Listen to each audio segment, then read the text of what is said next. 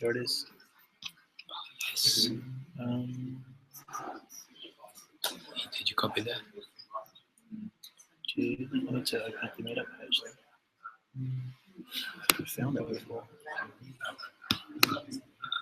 Yeah. Yes.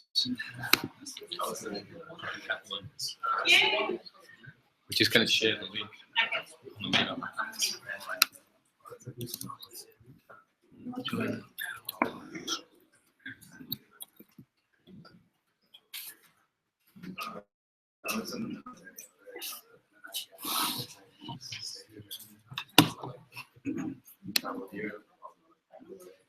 Okay. Hopefully. I'll test it.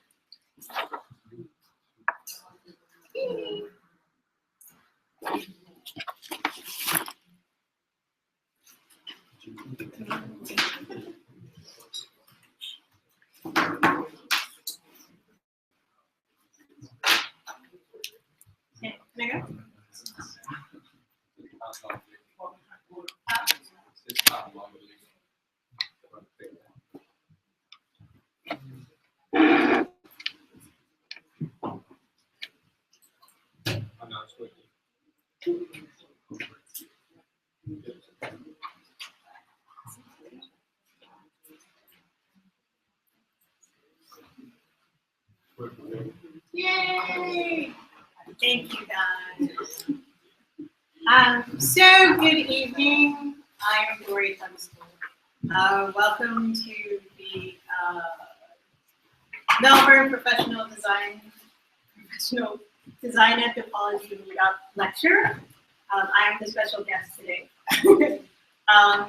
And I'm going to talk to you about design anthropology, particularly my brand of design anthropology, so to speak. So I want to thank you all for coming out this evening. I know you're all extremely busy. And I'm going to try to make this as interactive as possible. So feel free to ask any questions or interrupt me or any kind of engagement, because I hate the idea of standing up here for the next 30, 40 minutes just talking.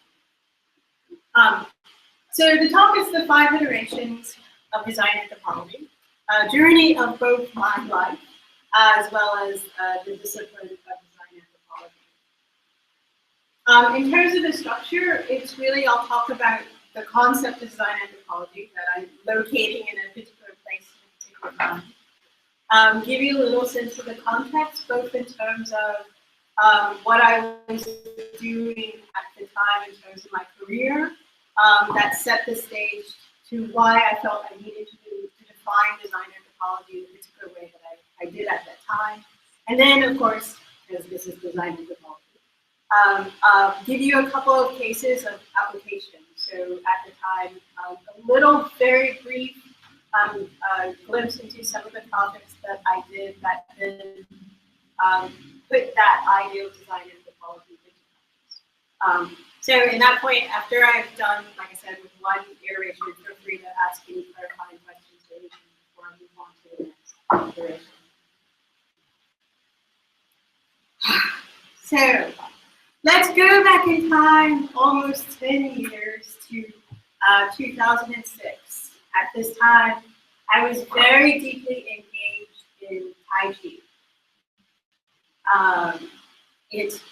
I say Tai Chi saved my life because at the time I had a very significant problem with heart murmur and would have these terrible faking spells. And I took Tai Chi as a way to learn how to manage my stress in lieu of having to have surgery. So out of this study of Tai Chi and Taoism, there was a lot of other changes that were going on in 2006. And again, being the super nerd that I was, it wasn't just enough to do Tai Chi. I actually had to study principles of Taoism and all these things. And so I was struck by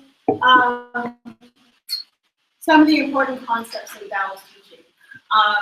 This idea that there is no separation between the heart and the mind, that both our emotional mind, Yin, as well as our wisdom mind, Yi, is both actually located in the mind. And that this idea that these are not dualities in the sense of sort of binary, but they're about this dynamic relationship between that which you feel and how you engage in the passion in the world and your ability to step back and think. And then again, you're all familiar with the yin yang symbol. So again, a lot of the movements in Tai Chi are about putting into practice those concepts of yin and yang. And so at the time, I was really thinking about, okay, my Tai Chi, practicing that, but how that relates to what I was going through as a anthropologist / design anthropologist. So a little historical context. In about 2005, 2006, because the dates for all of these things are based on when I actually gave a formal presentation or published a paper on this particular topic, which means that probably I was thinking about those ideals for about at least a year or 2 years before it comes into play. So at this time, I was in this great transition. I had been senior experience planner for Art Worldwide, which I was managing director of design for democracy, so figuring out how design and ethnography and anthropology could work together to improve the American democracy. And I was then also transitioning into becoming an associate at the University of Illinois at Chicago. So imagine a situation where I have 1 foot in industry, 1 foot beginning in academia, and as part of that foot, I'm sort of reaching like a twister and arm back into government, and at the same time, directly engage with the issues of being a consultant. So business, problem, have to do the ethnographic research, have to figure out what the strategic insights is, and have to deliver at those. At the same time, trying to figure out how I'm going to build a program in design anthropology at the University of Illinois at Chicago, when I actually have to pick and scrape from existing units that they have in the university because they're not ready to commit to building a full-fledged program itself. So at the top of my head at this time is really thinking about, okay, first of all, what is it that anthropologists do versus what designers do? So I'm going to the American Anthropological Association, AAA meetings, and I'm like, oh, I don't belong here because everyone's slides are terrible and they cannot succinctly describe anything ever. And they have these great ideals about what's wrong, but they haven't presented any solution on how to fix it. At the same time, I'm going to the AIGA movies where like, oh my God, look at that beautiful typography. And wow, they succinctly and communicated this ideal so brilliantly, but it's totally fluffy and has absolutely no impact on the world. So I'm trying to figure out, okay, what is it that, as an anthropologist, how do I engage in the world? At the same time, I'm like this weird designer type, and how do I engage with the world? How is that world works versus what this world works? And how, most importantly, they need to work together. So then, the idea of the yin and yang of design anthropology is really about, okay, as designers and anthropologists, we are dealing with huge issues. Globalization, digitization of everything. We're dealing with the fact that, okay, like, you know, there's enough street cred in design that now we can design more solutions to more complex problems. There's enough respect for anthropology and a little bit better communication skills, and now we've been asked to work in the industry to be able to figure out how we solve problems. So in all of this, what is it the skills that we need to develop, and more importantly, what are the mindsets around those skills that we need to develop? And this is where yin and yang becomes really important, because first of all, understanding design has a really lot of strong yang. It's about how you change the world, how you impact the world, how you whatever your intentions are. But it's very different from the way in which traditionally, classically, anthropologists have thought about themselves as having a lot of yin energy. I'm going to sit back. In the extremes, I'm going to sit back in my armchair.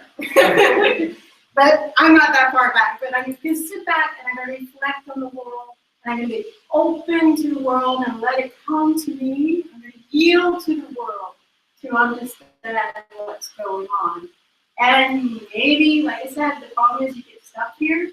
And sometimes the problem with design is that you're rushing out to change anything, and then you're probably changing it for something that's really bad. So the idea is like, okay, we have to approach the world. How can we put them in dynamic, harmonious balance? So as a designer, okay, you got strong young energy. Let's cultivate a little bit of that energy so that you can reflect on what you're doing and then go back and make your impact. Okay, anthropologists, you're sitting back there in your yin energy. Okay, let's activate you a little bit so that you can actually have some impact on the world. So at the time, the idea of the anthropology was my message to all the members of the American Anthropological Association, and all of my message to all of the members of AIK in the sense of we need to work together. We need to understand that our superpowers lie in combining those capabilities, those approaches together so that we can make the world better for government, all the design for democracy stuff. For business, because all the stuff I was doing in consulting was trying to make it better for those who were using it, those who are going to be impacted by the design, and also for society in and of itself. So the application of this is a paper that I wrote for the Ethnographic Praxis in Industry Conference, which at the time was just a baby. It was like 2005 was the first one, 2006 was the second one. And literally we were all trying to figure out what the heck are we doing. Or more importantly, how do we talk about what it is that we're doing as designers and anthropologists in this world of industry where we have to deal with all these organizational challenges that many of you now are dealing with. How do we speak to the powers that be in a way that they understand the potential impact that we have? What are the tools, or what we like to say, what are the deliverables that we offer in terms of being able to take this ethnographic knowledge that we have and be able to shift, nudge, push, whatever you say, the decisions that are made in the boardrooms all over the organizations that we're working with. So what I took is the 8 trigrams, because then if you guys know anything about sort of balance and difficulty and all these sort of things, is that you take the 2 and the 2 becomes 4 and 4 becomes 8, 8 becomes 16, and 16 becomes 32, and then it goes on forever. But we deal with just the 8 because it's simplified. And I use that to talk about what are the types of deliverables that we produce in ethnographic practices, and whether it's using soft yin energy to be sort of persuasive, to seduce someone into our understanding our ideas, or are we coming forth with a lot of energy and trying to change using something like experience methods, which now is like no big deal. It's like, okay, we take the experience model and then we figure out all the experiences in there, and we figure out what is the monetary value that each person would put to having that experience versus the generic experience. That's what experience sort of metrics were. And how do we take that and really influence decisions? Because you all know that the idea of fiscal generate more economic value is what really moves decisions involved in boardrooms. But how do we take that and use that force to change the decisions that we made? But we don't get to do that in all cases, so we have to figure out what are the in-between deliverables that we have, and whether it's using sort of soft energy or hard energy to make the changes. So the presentation that I gave that went with this paper is the reason why no one ever in the ethnographic practice and industry conference wants to follow me for any presentation. Because it was made up of me using a split screen to do Tai Chi. There was music playing in the background. And I read the paper. It was academic paper. I read it, but with all of that other stuff, it's like, oh, there were like people crying in the aisleways and all this sort of stuff. And that's really an important part of design anthropology too. Again, it's not just about the analytic mind, right? But it also must engage people's passions. And so the first iteration of design anthropology was really figuring out how do we maintain that balance so that we're effective as people doing ethnographic work, we're doing design work in industry and for government, and also in terms of trying to engage with society. So that's the first iteration.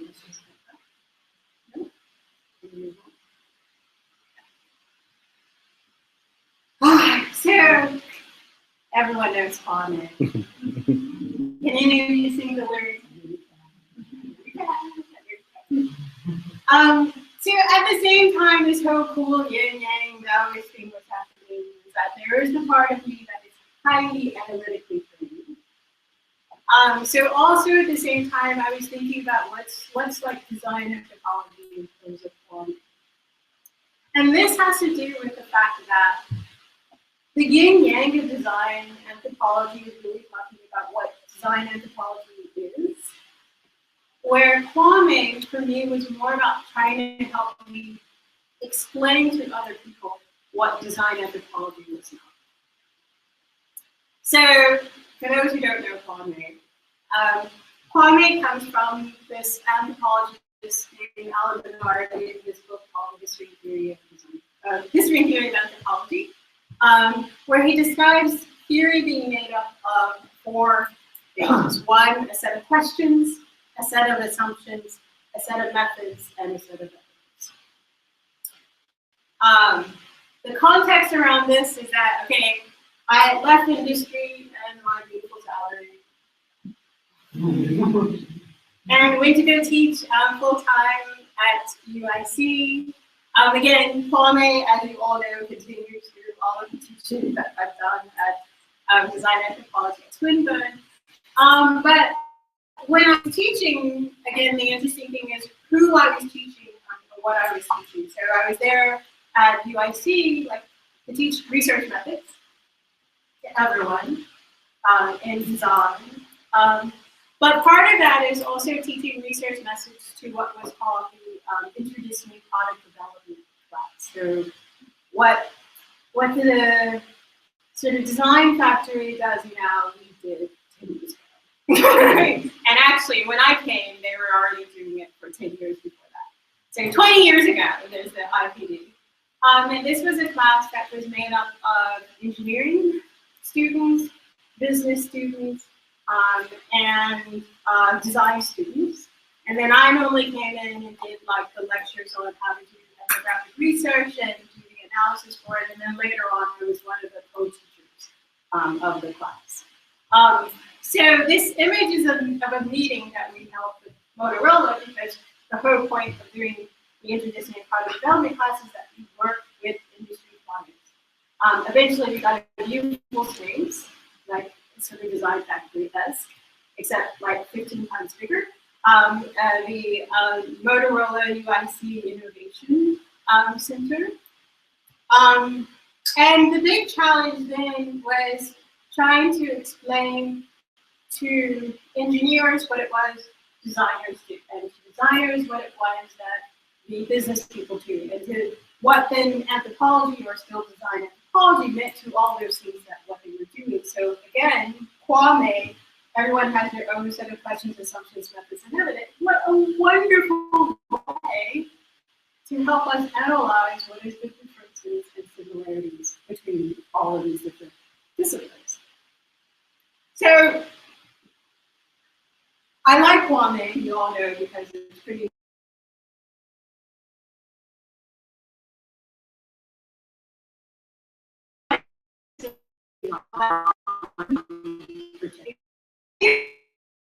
Kwame is like, well, do you have a set of questions that you want to have answered in the world?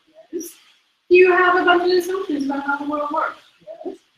Do you have a method, a way in which you go to figure out the answers to those questions? Yes. And then are there ways in which you convince other people that you actually know what it is that you know through evidence? Yes? Well, then you have some form of theory about the world. So you are just as much a theorist as Foucault. You just use a different language to explain it. And then all of a sudden, everyone's IQ points go up. And then we can talk about, okay, well, what is your theory? How does that relate to my theory? And again, in what I learned, particularly in the IPD class, was that these discussions do happen, but they mostly happen as arguments that result in pride, right? So the idea of Kwame was to provide, in many ways, a smooth, analytical, non-emotionally impassionate, engaging way to discuss what it is, the difference between what it is I know versus what it is that you know, and how by understanding that we can work together. So first application is like, I've been teaching this for a really long time, was again through research methods. Everyone started learning Kwame from early on. So like you can go meet the students that I taught 10 years ago from UIC, say the word Kwame and they'll come hug you. Yeah. And again, this was an important part of the generative aspect of it. So it's like for research is about trying to build your own theory of something. So let's say, what's your question? What assumptions you have? What methods you want to use? What evidence that you need to present to be convincing to other people? So it starts all the way back then. But this is like the magic chart. In many ways, because then, and I have different charts of this, like I said, where I break down engineering, and I break down engineering versus marketing versus design versus anthropology, ethnography. So I have a bunch of all these quality charts with different stuff, but really, again, it's based on this paper that I gave to the College Arts Association, which some of you have read. It's really about again, how do I define the difference of design anthropology from anthropology? How do I define its difference from design? How do I define its difference from design research? When I gave another iteration of this in 2012 for a kind of workshop for a Capgemini workshop that they were doing with AZ, again, I sort of said, what's the difference between design anthropology and design thinking? Really anything to communicate. And again, you know, what the purpose of this application is to, one, as I go to the anthropology meetings and I come to kind of a design anthropologist and like, right, this is what's different for what it is that you do. Going to the AIGA meetings and the same sort of thing, being able to explain what's the difference between what it is you do and I do. But importantly, for design anthropology is really trying to use that part to actually establish what are the hybrid overlaps between design and anthropology, creating a shared space by which at the end of any engagement, you don't become an anthropologist, you don't become a designer, you become a design anthropologist or an anthro designer, but this hybrid thing in between. And in that, Kwame was the way in which I worked through what is that shared space of design and anthropology as a way to move it forward, but also as a way of kind of its unique engagement that comes out of that. And one of the things like this that was really important about the evolution of design anthropology as a hybrid space is that, like, when I left UIC, they hired another anthropologist to come in, because they're like, well, anthropologists, they're a dime a dozen. So they hired another anthropologist to come in and teach research methods, and all of my students took that. And the ones who didn't go with me but had took this other class, but knew what the other students had taught, came back to me and sort of said, I really get what you were doing, because it wasn't anthropology. It was really about taking in consideration what are the things that I'm thinking about as a designer and how I can make research relate to those things, how I can make theory relate to these things. So, we talk about, okay, well, what is physical anthropology? Well, physical anthropology is a lot like what you might do in ergonomics, right? It's a lot about what you might do in terms of figuring out usability. What is the way in which the physical limitations or possibilities of our body affects the design, right? So being able to say, this is the hybrid space between what a designer really needs and what research really gives, was something that all of the other people who've gone after me to teach research methods at UIC is what they're missing. And like I said, my students tell me that because they tend to do it. So anything more, any questions about plumbing? I know you guys don't. Right. I just heard you said the farm is the way to explain body anthropology is not. Yes. And the is the way you find the connection. But I guess, yes. So it analytically, that's the way we do it. But again, what it allowed me to do is when I walked up to the Design Research Society, and I'm saying, well, yeah, I kind of do what you do, but it's a little different. Then that allows me to answer in quite specific and clear ways what those differences are, in a way that, like again, okay, I have to first know myself in order to be able to distinguish myself from others. But this was with the yin yang thing, I couldn't figure that out, right? That wasn't the framework to help me figure that out. But going through forming, I could figure that out in a very exact way of what's the difference. And so I say, for me, it was very helpful for saying what design anthropology was not. Because I could say it's not design, it's not anthropology, it's not design research, it's not design thinking in these particular ways. But in other ways, it might be actually possible. So it's that refinement of what I think design anthropology is that only happened once I brought it to that and with it. There's also an interesting question. How the process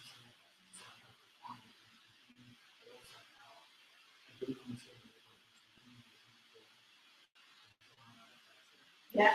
Well, like I said, and I think you asked me this question when you read the paper in the class. And I remember this, and you said, do you still think this way? And I said, yes and no, right? Because, like I said, for me, it was a helpful framework from an analytical, evaluative perspective. Again, we all use it also as a generative process, also for mostly again for research methods. But again, why this is only the second iteration is that my thinking has kind of moved now beyond this because I know this now. I can actualize it in a different way. I don't need to know it in relationship to helping to define what design is. That's just me saying.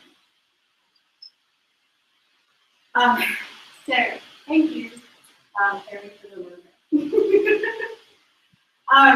So values, design, experience. So when I was preparing this, actually in my head, I thought there was actually a very kind of linear process. It was like at first I started out with yin and then I moved over to Palme, and then after Palme came value, design, experience. But then I was actually digging through the papers and especially going through the images of kind of my documentation of the process. I realized that actually I was thinking about all these things at the same time. So, we say values, design, experience 2007. That's because I did the presentation in 2007, but I was still thinking about this in 2005 or 2004, earlier within that. But I found the language to really articulate it in 2007. So I say this because the context for this, and again, this is the catchphrase, design translates values into tangible experiences. What are your values? Seek to answer questions. is really about this idea of what a design anthropologist does is try to understand human values. That's the other part. How that relates to or may manifest through the design. That's the design part. And then how that relates to the experience, which is again the sort of blended anthropology / maybe design research part. And then what came later, specifically working with my PhD students, is that, and then what makes a design anthropology is you have to look back. There is not enough to just understand. There's things you have to come up with a system. If there's a misalignment between the design and the experience, what are you going to redesign to get that alignment closer? There's a misalignment between the experience and the values. How are you going to use design to nudge values in one sense or another, or make values that are dormant more prominent, because that's the power of design to do that. And so the design anthropology is that looping around, always this process of reinvention, recreating, and that actually defines the sort of design anthropology of the space. So again, the context of this is, I'm still teaching at USU. And again, what was funny looking at this is like, I am in touch with all of these students still on Facebook. So it's like, you know, we just bought a house yesterday. Inside the house. But what was also important about this context is we had moved out of design for democracy, and I was actually then moving into the position of director of the U.S. National Design Policy Initiative.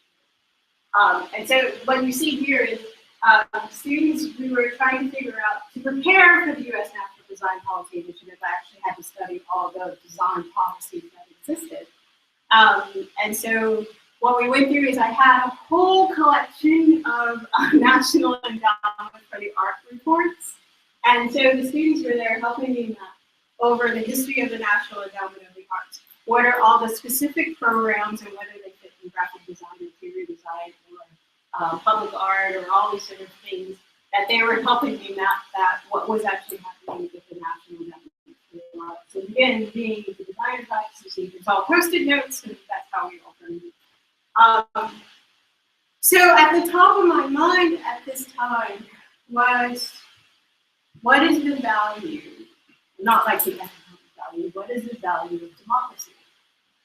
How is it that design substantiates the fact that people feel like they're living in a democracy or not? Because in 2002, because of a poorly designed ballot, the world changed because George Bush became president instead of someone else who became president. And we all know what happened after that. So all of this goes back to a poorly designed ballot. It changed the face of democracy and changed the face of the world. So at the top of my mind was thinking about, okay, democracy, this is like a really abstract concept, but it is made real to us through design. So what the heck are we designing? And is it making people experience democracy or not? So this idea of values, design, and experience was directly related to me trying to talk about the world work that I was doing at Design for Democracy on the level of like ballot papers and polling place signage, but also reflecting up into larger policy. What are the government regulations around those things? What are the ways in which the design community has tried to figure out what democracy means? So all of this stuff, again, you know, design anthropology, it seeks to understand the role of design and process of defining what needs to be done, right? Because again, democracy is a human trait, a human value that we talk about, spread propaganda about, lie about, all these sort of things. And then what's important is that it's not just about values, like anthropology does values. It's not just design, design does design. It's not just experience, like, you know, usability does a lot of experience stuff, design research does a lot of experience stuff. It's really, again, about those interconnections between and that process of redesigning. and looking at how these things all interconnect together. So the application of that was the work I was doing with the IRS, the Internal Revenue Service, and they were doing a design management project. And so this was like, in many ways, the first visualization of values design. The early thinking around it was still very linear, right? So it's like, hey, you have these values: freedom, probability, equality, democracy, efficiency, effectiveness, accuracy, clarity. You have a bunch of IRS values: openness, objectivity, fairness, transparency, equality, reproducibility, integrity, utility. And then you got all these designers, and they have all these tools that they can use and things that they can make and create. And there are internal audiences for them, as well as external audiences for them. So this was, for me, really important in terms of kind of mapping what design anthropology can do. Design anthropology can help you understand what these things are. Design anthropology can help you think about what are the tools you have and what are the ways you can use them in terms of the products to communicate to either people within the IRS, because the IRS is a really large, crazy, super inefficient bureaucracy that doesn't know how to communicate within itself. But also to external audiences in terms of, like, again, every American is like, oh, I hate paying taxes. Taxes is bad. I don't want to pay taxes. I'm going to move over to Ireland, Pfizer, so I don't have to pay taxes, right? So then there's a lot of communication issues around that, and my job was to help the IRS see what those communications were, and then how to support their design team, both in developing the types of things, the products, the communications, the graphics, or whatever, to be able to engage in that process. And for me, what's amazing is John Jacobin, who was, he's been my champion, I guess, in terms of the work that I'm doing with the IRS for a really long time now. It has taken him 9 years, but he's really been able to make this manifest in the IRS. When I gave the talk in 2007, I received all these emails from IRS employees saying to me, thank you, because now I see my work as important. Now I see my work has meaning, because I know I'm not just making some stupid brochure or whatever. I'm the connection between these audiences and democracy. I am the intermediary between these things and the common good.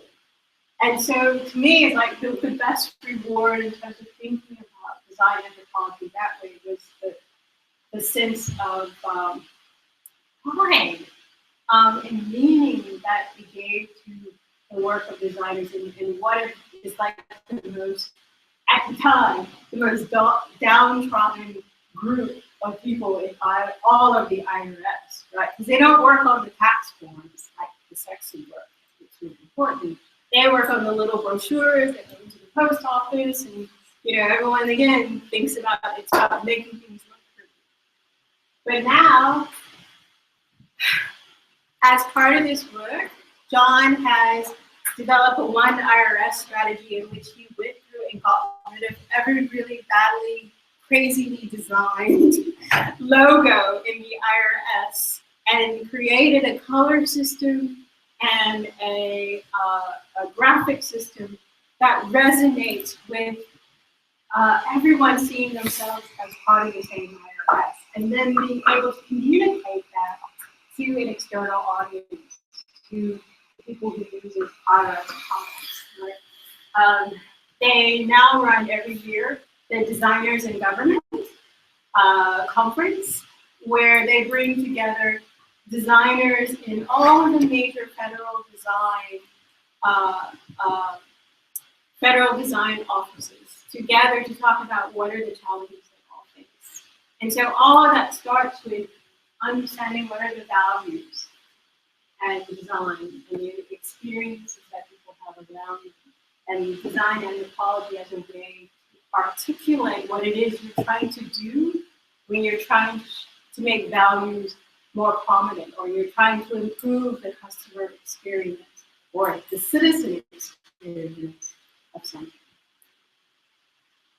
And of course, the major application of this was again the U.S. National Design Policy, and I'll just talk just about the summit, where again this was the gathering of all the professional design associations in the U.S., which luckily I mean there's only about 7 or 8 of them, so it's not a huge group.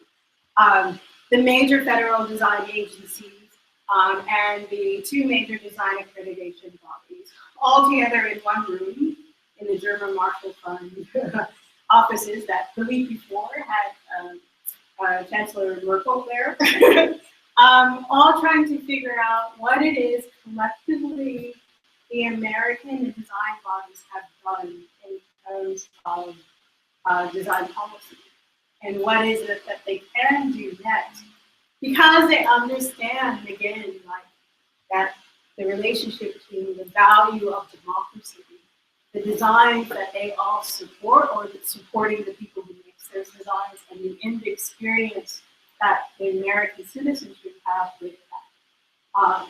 So the framework of that's what I used to convince them to come to the table. It's then once they had that experience of 3 days being locked in the room with lots of post-it notes, and came up with the 64 recommendations, which then was summarized into sort of 10 specific policy proposals, which was sent to every member of Congress who were coming in, just as Obama was coming in as the president. All of that came from a design anthropology engagement as a set of values, design, and experience.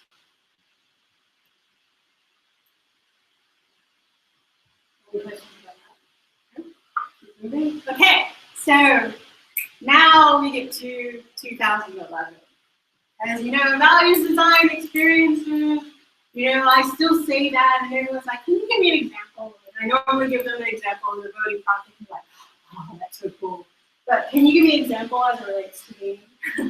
So in that sense, it wasn't enough. It wasn't enough. And those who suffered particularly from that was poor PhD students who were trying to figure out how to actualize values, design, experiences in their PhD projects.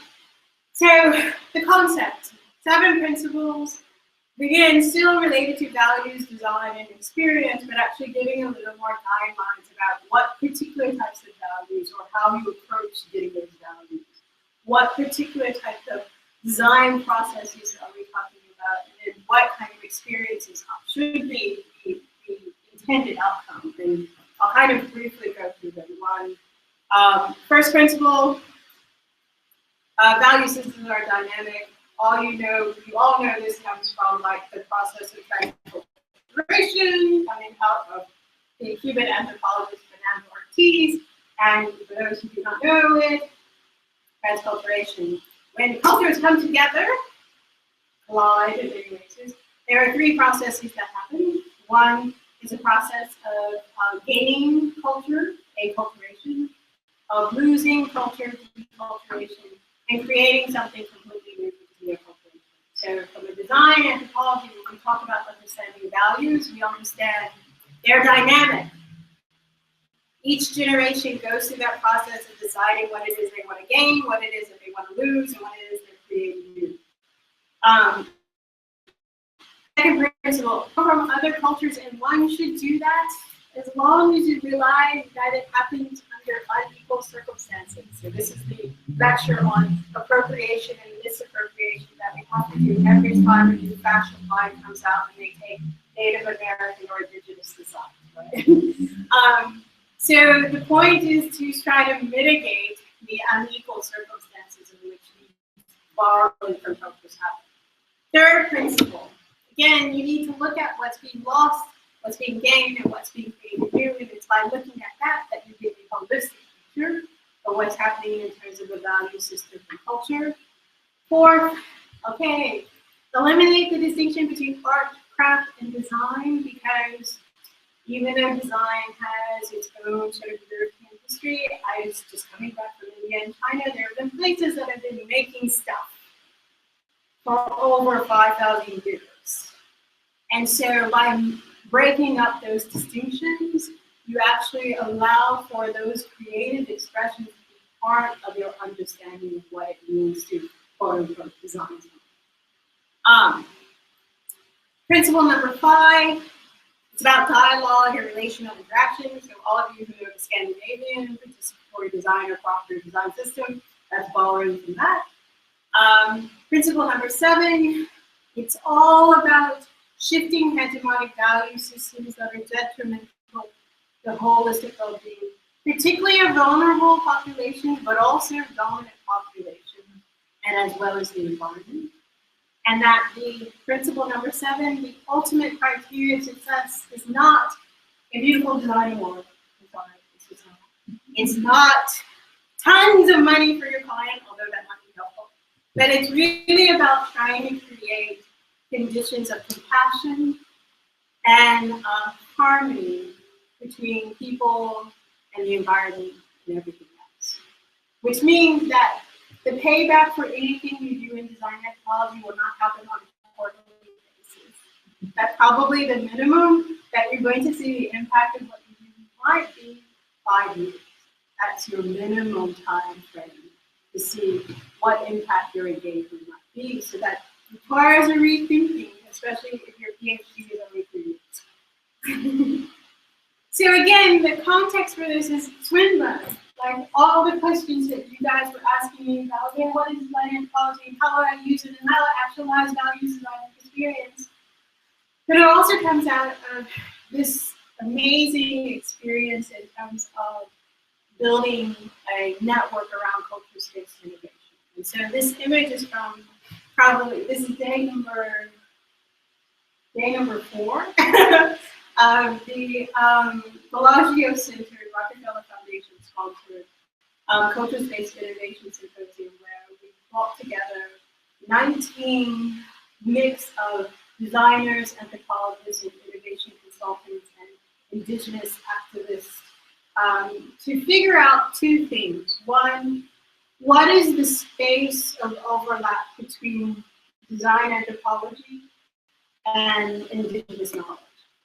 And a lot of this kind of came out of the discussion that I was having with Norm Sheehan, Dr. Norm Sheehan, who we invited to teach at Swinburne for a couple of years, of trying to figure out, okay, well, what it is that you do and what it is that I do, and how is it that we can be better allies for each other. And so we invited all of these people to figure out on a global level, what does it mean to do design anthropology? There's a lot of places anthropology doesn't have a very good reputation around the world. So there's some people who are like, that colonial stuff, I'm not really into anthropology, even though I love it. And at the same time, it's like, I'm completely an ally in terms of indigenous people, but I'm not indigenous. Or even, probably again, like all African Americans, we'd say we have some, Native American blood, although we were joking of why it's always the Cherokee or Choctaw group that we have Native American blood. But I don't claim indigeneity as part of my heritage, but I'm an ally.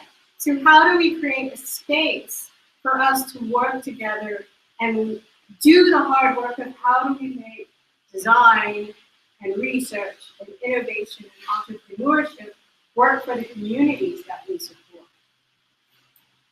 The second thing we were trying to figure out around this was how do we change the language of innovation so that it's not about the new, because a lot of that language around the new for many communities starts to feel like colonialism 2.0, where it's like, yeah, you guys, you came over and you said you're going to do all this new stuff too, and that was really horrible for us. Like, great that you were able to, plant wheat, but we had stuff here before, So there is that process as well as like, how do we change the language of innovation to make it, to recognize that again, there are old ways of doing things just important to the change of ideas and all this new stuff, particularly new technologies. So this was about shifting design anthropology away from just, I would sort of say, away from just focus on how do we make business better. Not to say that making business better is a bad thing, but I'm saying that like that's just one step, right? How do we frame a design anthropology that is engaged with a critical anthropology of third world peoples and its allies that is grounded in its relationship with indigenous design and indigenous knowledge, and again respects the indigenous, critical, feminist, ontological ways of being and phenomenological knowledge traditions, right? How do we show respect for other ways of being, knowing, and engaging in the world through our understanding of what design anthropology is, what it is. So the first kind of application of this was the Indigenous Smart Art proof of concept that we actually did in the design factory, not this one, more back over at Paran. But again, as an idea of, the idea was that the indigenous art market is highly exploitative.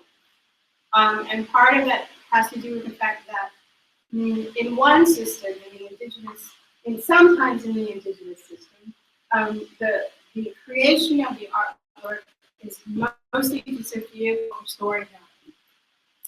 And yet, in the art world, it's a commodity that hopefully will increase. It's an investment that hopefully increases. Like there's pleasure in seeing it. There's pleasure in the sort of abstractness of it, or there's pleasure in it, but it's also a commodity to be bought and sold and resold and resold. So the idea was, how can we use technology as a way to build story into the painting itself, so that there isn't that separation from the storytelling with the actual painting as an artifact in and of itself. And we developed it, again, we did interviews and ethnography with the artists, with the galleries, all the sort of different stakeholders. We held participatory design sessions on like what the business model needs to be, and we used a lot of Yahoo Bird's participatory innovation techniques. And we went through all these, we figured out what the technology is, we went through all the sort of scenarios, we built a proof of concept. But again, the challenge is that the students who are there for a year, and a design anthropology engagement takes a minimum of 5 years. So we got to the proof of concept, but not to the actual concept itself, and live in reality, which is in one way a really disappointing, I hate the F word, failure. But it's a disappointment in the sense that it was a lost opportunity, I think, to really shift the discourse around indigenous art. But who knows? In another form, I might find a way to re-engage.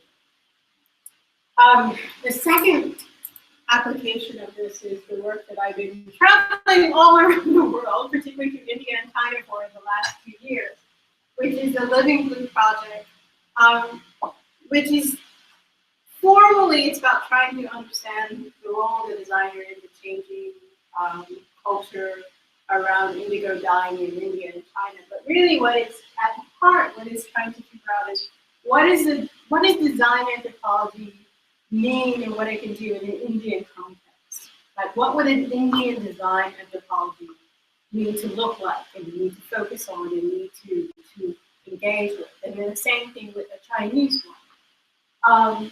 And so in this case, this is students as well as artisans from the organization in Colorado, working with students in design and anthropology from all over India, who came together for 4 weeks at the National Institute of Design, and to really, they went through a sort of very intense version of 2 classes many of you have had, the research methods class, which we did in 4 weeks, as well as the transcultural aesthetics class, where some of you still have to take it next semester, but we go through and understand what is the traditional as well as the contemporary aesthetics of different types of Aboriginal culture here in Australia, Chinese culture, Indian culture. Sometimes we've done Zimbabwe in Africa. And really it's the understanding what's the ethics of using culture as a source for creativity. And this work is really, I'm always surprised in terms of what you all do with design anthropology. And I was just as surprised about what they have done with design anthropology in terms of their own work and their reporting on what the difference having that theoretical engagement around what it is that they're trying to do, right? Like this process of understanding neoculturation as a process that they're actually engaged in as sort of designers and researchers, that what a difference it made in terms of the confidence that they had in what they were designing with the artisan, not for the artisan. The confidence that it instilled in the artisan in terms of articulating why their design matters, like what the meaning the design would have in terms of the challenges they are facing in terms of, again, making that decision of what is it that we keep about our traditional practices, what is it that we take from all these processes of westernization, and what is it that we have the space to be able to create new. So it's been really amazing to see how this has been applied in an Indian context where most of the discussion went on in Hindi that I didn't understand. That most of the, again, most of the engagement was based on a level and a context of understanding Indian urban culture. Me, I was an outsider of, but these young designers have to face every day because the decisions they make, the design firms that they work in, will push the balance of whether India becomes more westernized, or even defining what it means to be westernized, or does it still connect with its folk cultures? How does it handle the Islamic history and the Islamic culture, which is just as much a part of Indian present day as not just history? And then how do you balance that all up with sort of the worship of Gandhi as a figure, the ideas of how he perceives that Indian society should go forward as well? And so that as a project is something that I'm really excited on because it's brand new. Like this was just a few months ago. And I'm already hearing back from them the impact that's having around the types of decisions that they're making, about what projects they work on, how they approach those projects, how they expect the outcomes of those projects to be more closely aligned with the principles of design. And so that's kind of the fourth iteration of design anthropology. Any clarifying questions around that? So the last iteration is you. Should have a good mirror. The thing that I have to say has been the most amazing about my journey here is to see all the different ways in which you have, what's the word, married, perhaps. The things that you've been given to read, the discussions that you've had with me and each other, with your own goals and passions and deep thinking to define for yourselves what design anthropology is. I mean, I've always in the classes told you, it's like if you come out saying what your definition of design anthropology, if it sounds just like mine, then I'm failed. Because it's about design anthropology is about how you choose to engage with the world, where you are on that spectrum of yin and yang energy and how you can make that active. how you differentiate yourself through perhaps Kwame from the others that you work with, and their ways of working, their ways of thinking, the questions that they have.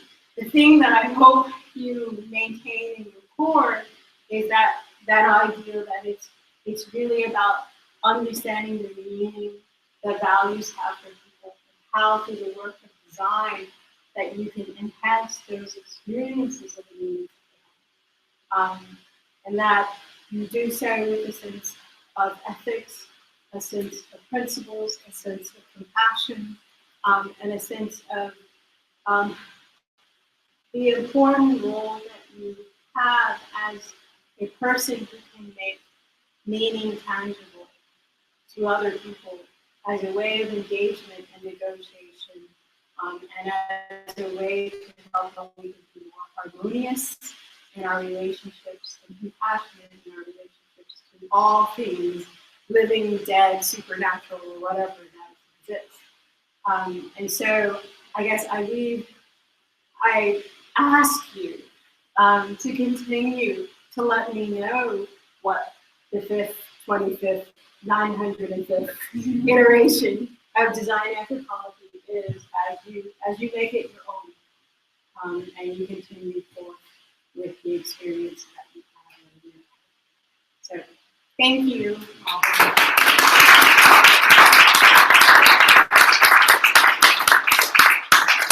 And this is how you let me know all the different ways. I mean, and I want to emphasize to kind of everyone that, like, everyone's like, oh, don't you feel sad? And I'm like, well, not really.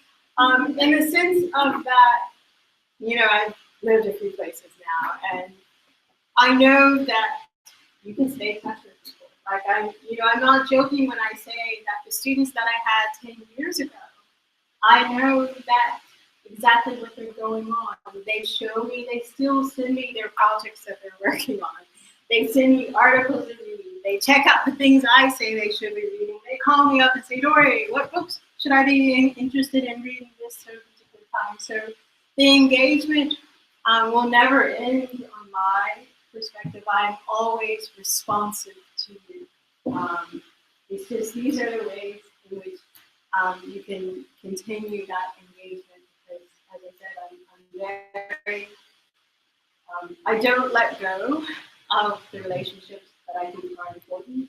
And again, I've lived long enough that even if you sort of, the relationship becomes a bit tenuous at times, that, you know, all it takes is a phone call or a Skype call or a meeting in an airport. You'd be amazed how many people I meet in the airport, to reconnect, to engage.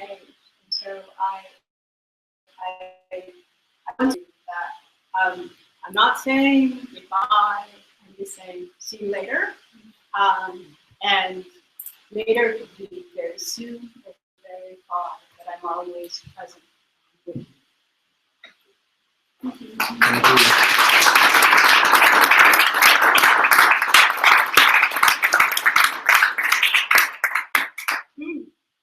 So, anyone have any questions? Yes. Yes. Well, I don't know what I was going to do. You always get a lot of questions. Yeah.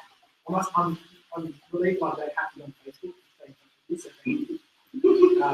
And the one question is, you made a comment about making business better. And I wonder what's your definition for this? Compassion, harmony. Yeah. I say that not politically. I mean, the reason why I went into the industry was I saw that there was an opportunity. There was an opportunity. Everyone talks about now, like, you know, humanizing business decision making. But you have to realize, like, 10 years ago, that was really like, that was put them, you know, on the stake and burn them as a witch kind of topic, you know what I mean? And yeah, and that is always, it's really difficult to make business decisions. I mean, like, you know, we talk about having empathy, and I always, in some ways, have empathy for, like, higher level decision makers than on this, because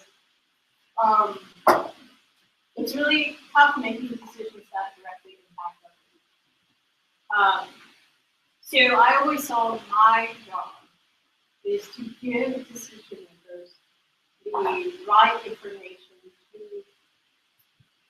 re-engage with their sense of compassion around those decisions. Because and I think for myself, when I've had to make quote unquote hard decisions, the way I prepare myself for that is like, okay, like, shields, graves, right? Because I know I don't want to be connected to what I perceive to be the hurt that would be the effect of that decision, right? So you wrap yourself up in numbers or whatever it is that you can do to distance yourself away from that.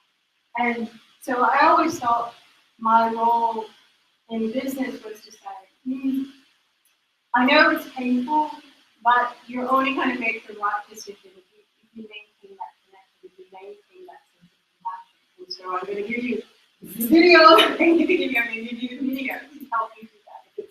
If it's a beautifully designed,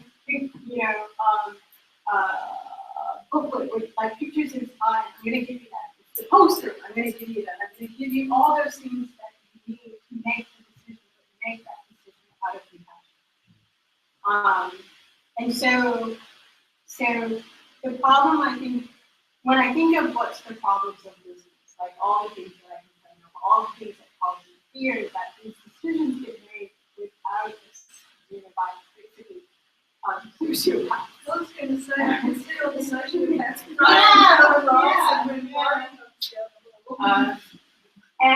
but my thing is that, even if this sociopath is running down the hall, right? It's like I go to sleep better at night, knowing that I try to reconnect them with that basic.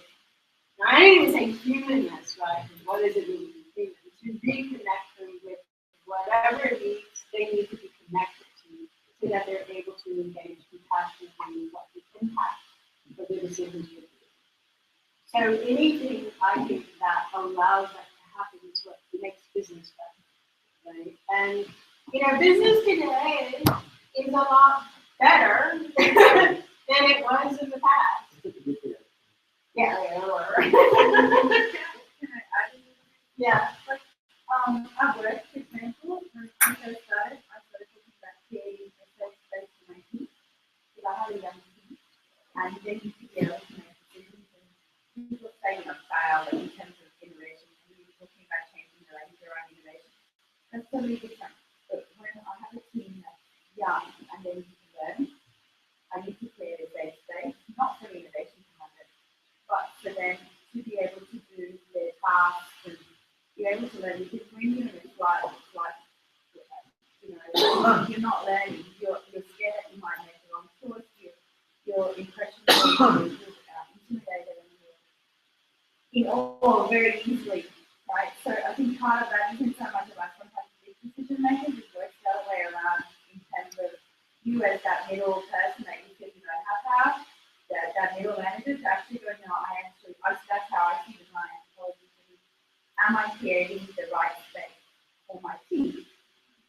And that means that you might have to become that shield, but that's okay.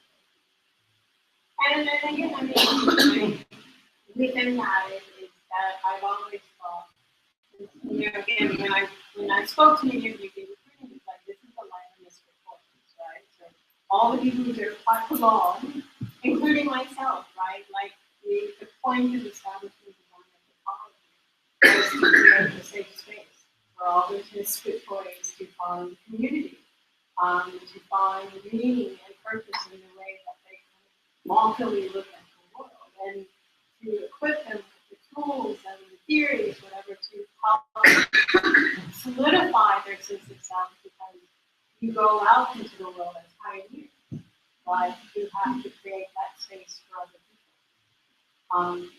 So I hear you very deeply in terms of like one of the really important roles of design anthropology is creating that safe space for you. That safe space to explore, to feel strength, to fail, whatever that is for you. And again, my hopes and my intentions is that for those who fall into the program, that is the space that you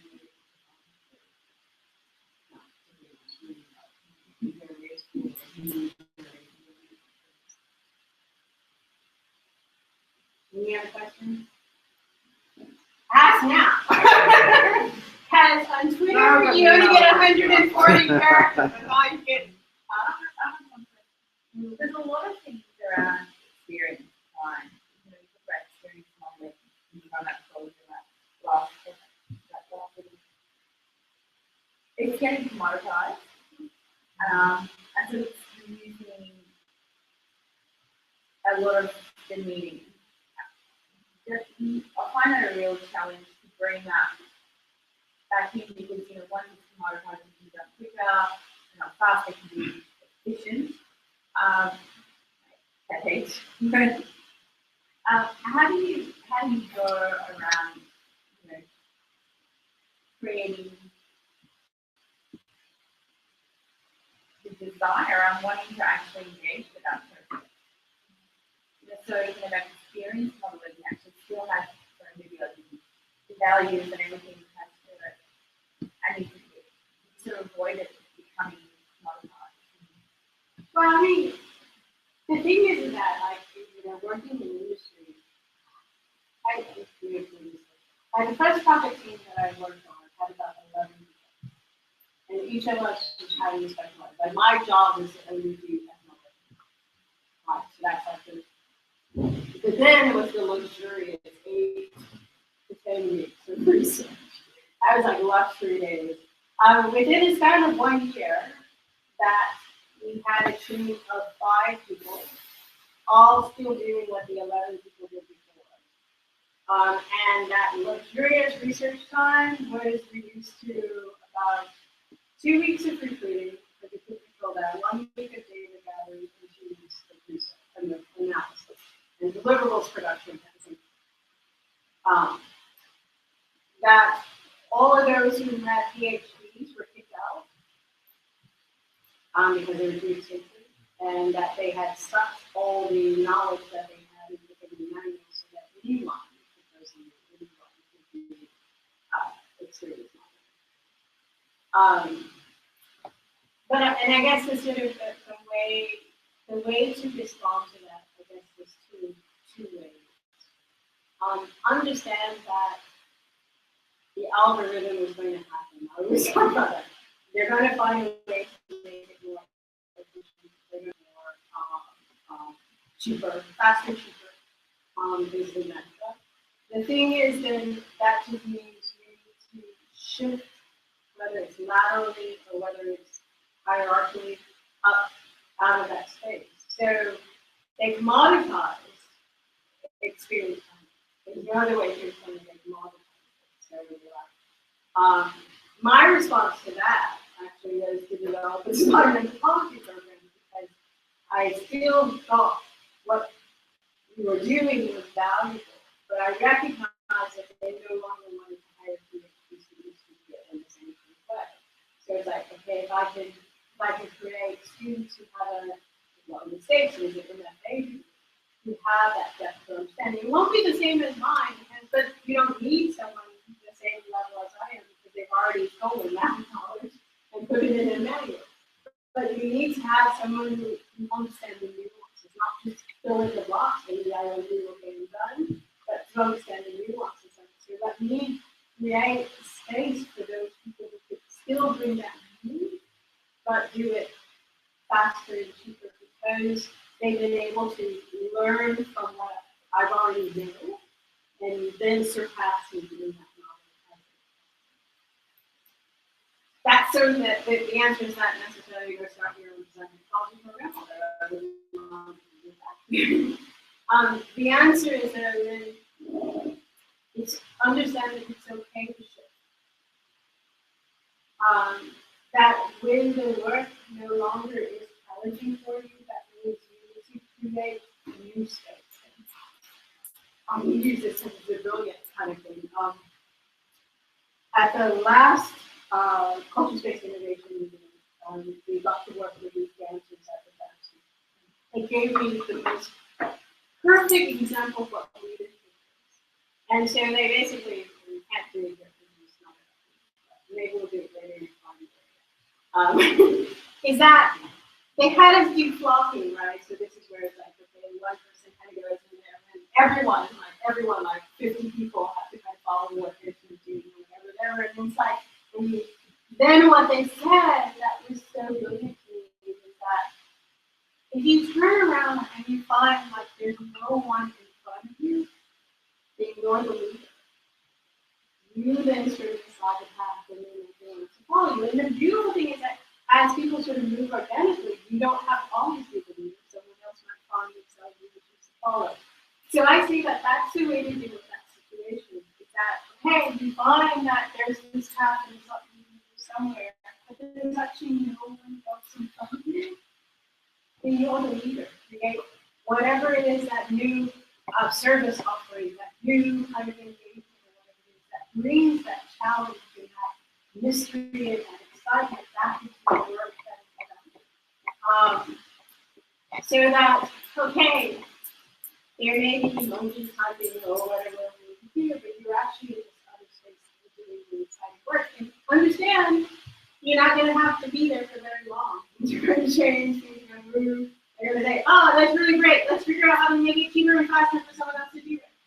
But, right, but then again, you make that turn, right? And you find out that space. Where's that space where there's no one in front of you? And that, I'm hoping, like, all those crazy things you had to do, all of those case studies that you had to engage with, gives you enough of a sense of, like, okay, this is how I can do what Ben Anderson did. I can do what so did that, the role or whatever it is.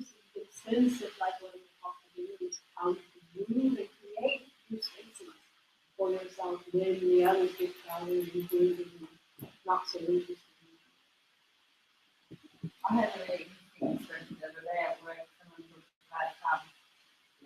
they were talking about the methods, and they said, "No, this is not a thing." Oh my God, it's short going through my body. Oh my God. Children of the corn. It was terrible. I was just like, but here, like, how the words get thrown around. It shakes your soul. Like, I don't want to be Hollis. Thank you.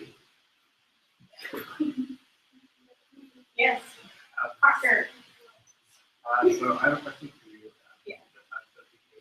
Curious what your thoughts are about the implications of the next few years. So I think there's a sense that many existing jobs or industries are sort of losing tech, or in a sense that is taking over a lot of different experiences in life. We can obviously see the positive benefits of things, but there's a lot of fear and anxiety of this tech or the software using world. Examples like what internet universities are doing to schools, what smart city idea is doing to architects, things like broadcast media, and what that does to traditional learning, social interaction, things like Tinder, and what that's doing to constantly dating on the relationships. Even something like the barista, I recently saw like a new big kind of iPad-esque machine where you don't have to be a craft barista person in order to make your coffee. So there's this kind of increasingly quick software eating the world concept, especially given the fact that many of these software products can be deployed instantaneously across the world. I guess I'm curious what your thoughts are around the potential implications of such rapid fundamental shifts of values proposed. The deployment of a product like Twitter is one which is implicitly proposing ideas of scanning knowledge rather than engaging people, as well as interconnectivity of different ideas that never thought possible. But we sort of are at an increasing pace experiencing new proposals of values through market economy products. There's sort of no way for us, or it doesn't seem like anyone's actually trying to be aware that on a daily basis they're getting more and more different shifts of human value sets to it. I'm curious what your sense of the implications of that are on human beings, which as an organism for much of its history has had a much slower interaction with the way that it develops values based on the experiences that it has, both individually and for society, because these products and embodiments of value can go so rapidly across everyone. Does that make sense? Yeah. Is your next question what's the meaning of life? So we can talk about that as well. Like, Okay, let me unpack. So I guess, no. Let me unpack a couple of things because there's many different elements to that which will frame how one could respond. So there's the issue of rapid change in and of itself, and then technology being a mediator of rapid change, about technology, about in many cases the underlying value system of technology is efficiency, right? Not just speed, it's efficiency. And I'll tell you why that distinction is important. The second aspect of that, the second aspect of what we're trying to make is the relationship of technology in terms of connecting or disconnecting people to other people or to nature or to all these other things that we value as we should be having a higher connection to than the technology. Another, I guess, third aspect of that is, again, has to do with what happens, what is the implications of technology being able to move from one place to another now quite rapidly, right? So what does that mean? So I'm gonna approach those. I'm going to break it up into these three things, and I'm going to approach them quite differently, and then hopefully through the discussion of all of us, because I'm not answering this question by myself, we'll be able to kind of figure out what are some of these, what does it all mean? oh, what? Like, is there a limit to the speed at which humans? Okay, so let me do sort of a prioritization. So the negative consequences of speed, and we're actually finding this everywhere, has to do with people's sense of ungroundedness. And so coming just back from India and China, you're seeing this happen a lot, right? Where, and it's the most apt description is a person telling me, going back to his hometown and not being able to recognize any aspect of that place. Because where, it was like this Hong and everyone was there's all these high-rise buildings. And literally, there was not much, standing on the street, he said, there was nothing that I could recognize. And at that moment, I no longer knew who I was. Because again, our sense of self and our sense of being is so grounded to the making of place, right? Not the actual places itself, but the actual making of place. That when you come to a place that you have invested through the memory, your sense of self is, and that place doesn't exist anymore, then you are lost. You are out in space, floating around, right? And you can't get back home because there's no home to go back to. And so in that sense, that displacement that comes with the speed of the technology, whereas again, the displacement of being able to communicate to someone before through a talking drum, and being able to feel the rhythm of that communication from miles and miles away, all of a sudden not being there because now you just follow them, Or even better, you can text them. Or even better, you can WhatsApp them and whatever you guys want to do with them. Then there's this thing of like displacement of stuff that happens.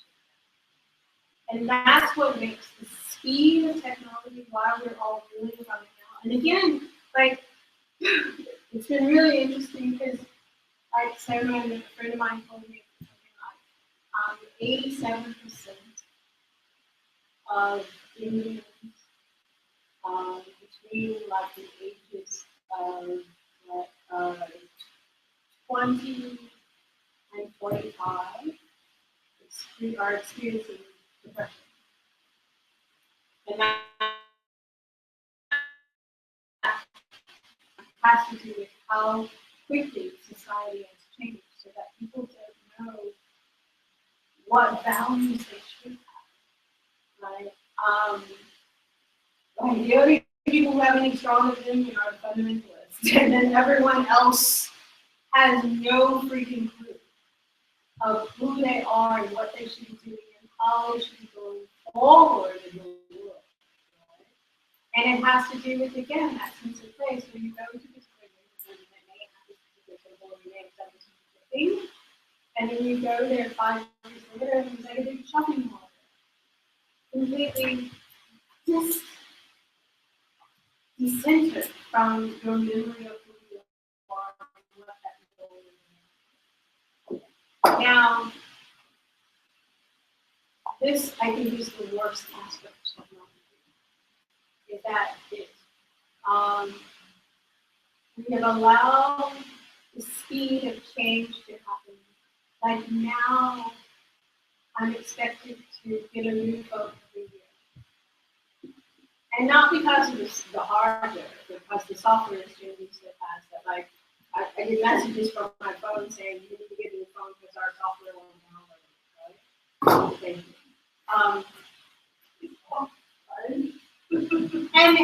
But again, like that causes like, okay, to the extent that I'm invested my contact list and my photographs and my videos and all that sort of thing in that embodied computer.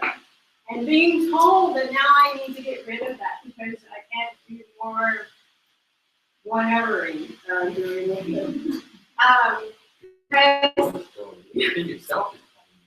the phone is telling me. The phone is telling me. The phone is telling me.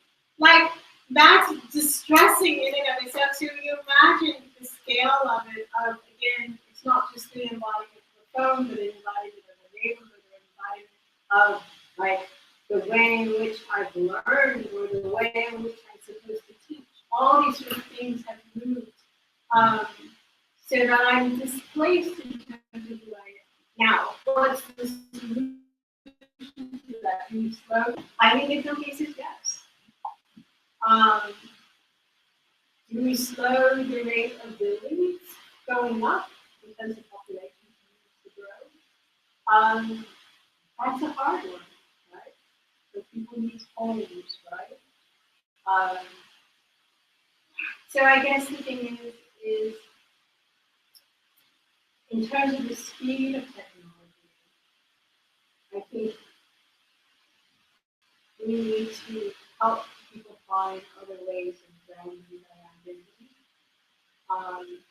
That maybe it's not in objects. Maybe it's no longer actually in spaces, in places, in a sense of way. Maybe it's, and the interesting thing is like, it becomes really hard to think about, well, maybe it's about people. But there was a really interesting point that someone made when we were trying to do the research in Ghana. And we think to ourselves, okay, we're going to digitally recruit people, so give me your email address, or give me your telephone number, and none of that works because you get a new phone and a new phone number every year. Or no one uses email. They have like their QQ email, but they really don't use it because they're afraid that the government might actually. So our challenge, like for this, was like, how the heck do you digitally connect with people in private, right? You can't use your email. Okay, I now have WeChat, so you do it on WeChat.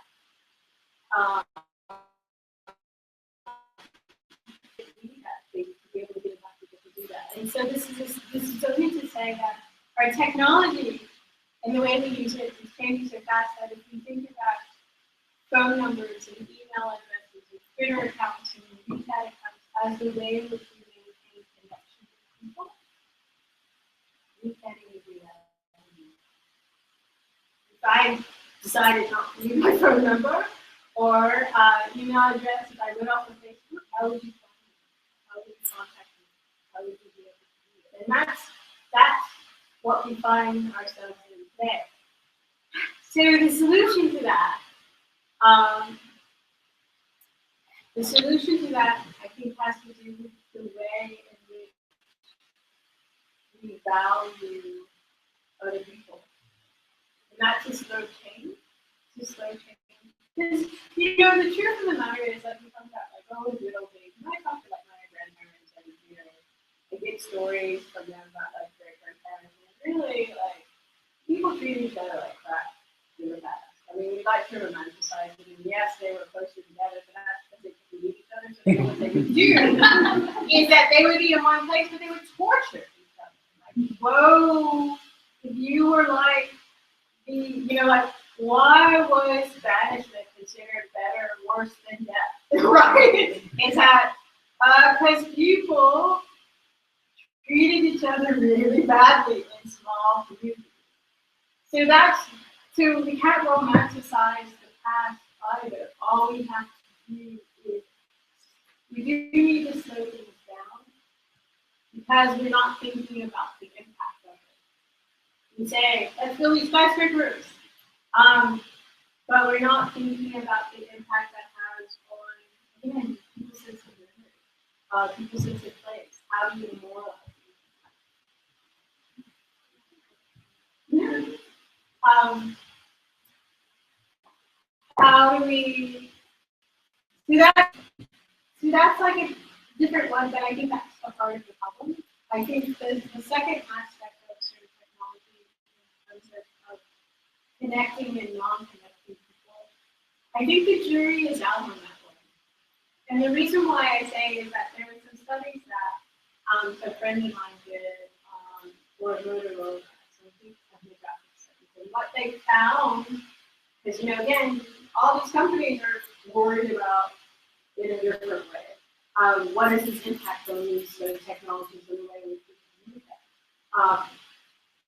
And what they found was that with the introduction of all these different technologies, you said, like, okay, I won't necessarily call you and have a long, in-depth conversation, but what I want to do is establish a hierarchy of different types of conversations, different types of information, and knowledge that can be based on what it is. So let's say for a day-to-day problem-solving stuff, which normally I would have to do face-to-face with you, I might do a text, or if it's a broadcast thing, I might do a tweet. Things that, and that's like, you know, like jokes or questions or all this, they live in that space, right? It is kind of like a day-to-day, up-to-date on kind of what it is that I'm doing, you know, as far as like my family, whatever, am I eating well, am I sleeping well, whatever. I might put that stuff on Facebook. There's like, again, I know what my sister had for breakfast. I don't have to worry about what she had for breakfast now. So that stuff may live in that particular space. So that means when I go finally see my sister face to face, I'm not talking about are you doing well or something else. We normally have to work that really good together before we get to the really good stuff. I get to the really good stuff.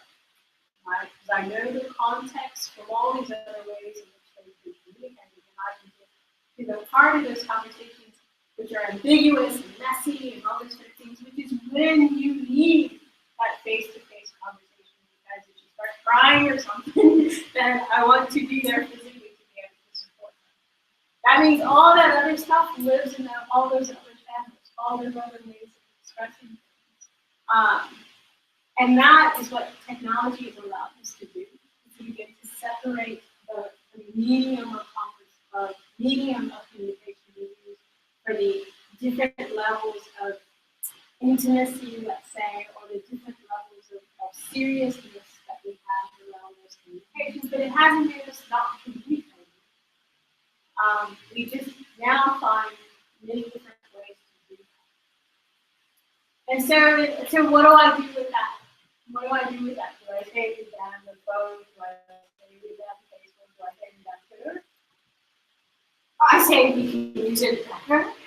And part of, let's say, if I was an ethnographer working in the US, like now you know that ethnographers that are doing that. What I try to do is convince them to understand how people prefer to use it, what are the tools of how they can be used, and how they can be used more supportively to support more meaningful engagement instead of junk. Right? But I understand that, like my sister posting the photograph of her Starbucks coffee in the morning, it's not junk. It's saying the basic thing I wanted to know is, are you eating well? Are you sleeping well? Are you taking care of yourself? Okay. Eating a Starbucks hot chocolate with a muffin may not be the most nutritionally sound meal that you can have. But I know that now, so if I call her and I can have that conversation, like, why are you crap? Right? In a way that over distance and space, I may not have access to that knowledge, not just information, to that knowledge. So, in response to that, is how do we work with technology to make the things that they provide more meaningful? I have no problem, as you guys all know, with online education. What I have a problem with there is the separation of information and knowledge that happens in online education because the university wants to say what it is unknown, which at this point is like about 25 years in making, and have someone who just woke up yesterday to be able to deliver or facilitate that same thing. That can happen regardless of whether it was on an online mode or not. This is why we have all of the big fights around academic teaching versus tenured professors. This is why we have all the big fights around what's the role of graduate students as TAs versus having professors in the classroom. Those relationships are not caused by the technology. That's just caused by lack of compassion around the decision makers who are trying to make these super impactful. And they will find whatever mode to do that. Now again, because technology in and of itself is fine for efficiency. But I remember, like, we've always had technology. It's like, okay, why did we learn to use sticks and string to go fishing? Because it was more efficient than standing up there trying to catch them with our arms. Right? We, as a species, driven our technologies to be more efficient in what it is that we need to accomplish. Like, why did we build a ladder? So that we can climb up easily instead of trying to scale up the tree and not particular way with our heads. So the thing, though, is that how do we balance that desire to be lazy? Because that's what efficiency really is about. With the desire to make sure that the impact that we have on our laziness is harmonious with all of the other environments that we are part of.